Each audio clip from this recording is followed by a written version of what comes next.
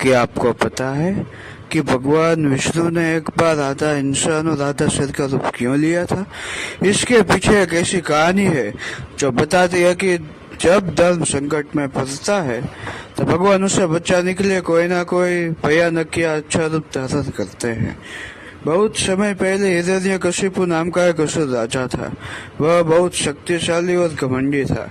उसने कठोर तपस्या करके भगवान ब्रह्मा को प्रसन्न किया और उनसे एक अनोखा वरदान मांग लिया। उसने कहा कि उसकी मृत्यु न किसी इंसान के हाथों हो, न जानवर के हाथों, न दिन में न रात में, न घर के अंदर न घर के बाहर, न अस्त्र से न शस्त्र से।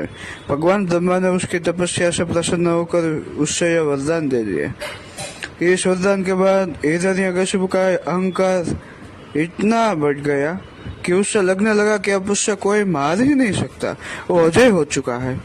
उसने अपने राज्य में आदेश दे दिया कि अब कोई भी भगवान विष्णु की पूजा नहीं करेगा, बल्कि सब मेरी ही पूजा करेंगे।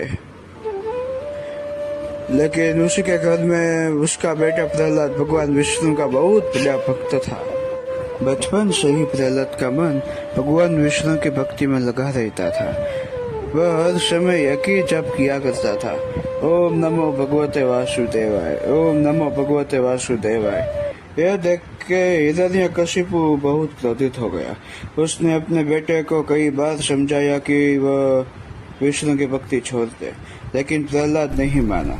गुस्से में आके हिरण्यकशिपु ने प्रहलाद को मारने के कई प्रयास किए। कभी ऊंचे पहाड़ से गिराया, कभी जहरीले सांपों के बीच डाला, कभी आग में बैठाया, लेकिन हर बार भगवान विष्णु ने अपने भक्त की रक्षा की और प्रहलाद को कुछ भी नहीं हुआ।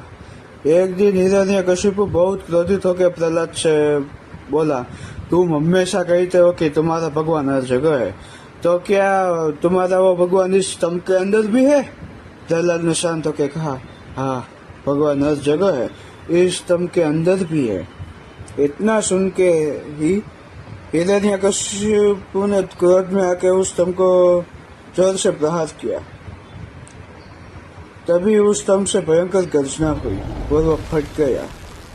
उसमें से भगवान विष्णु एक अद्भुत रूप में प्रकट हुए।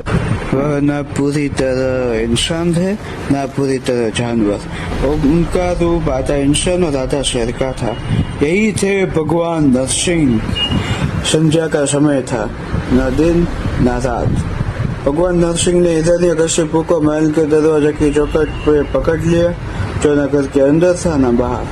फिर उन्होंने अपने तेज नाखूनों से हिरण्यकशिपु का वध कर दिया। इस तरह भगवान ने ब्रह्मा के वरदान की हर शर्त को तोड़े बिना उस असुर का वध किया। प्रहलाद की भक्ति की जीत हुई और भगवान ने उसे आशीर्वाद दिया। ये कहानी हमें सिखाती है कि सच्ची भक्ति और धर्म की शक्ति हमेशा धर्म पर विजय पाती है।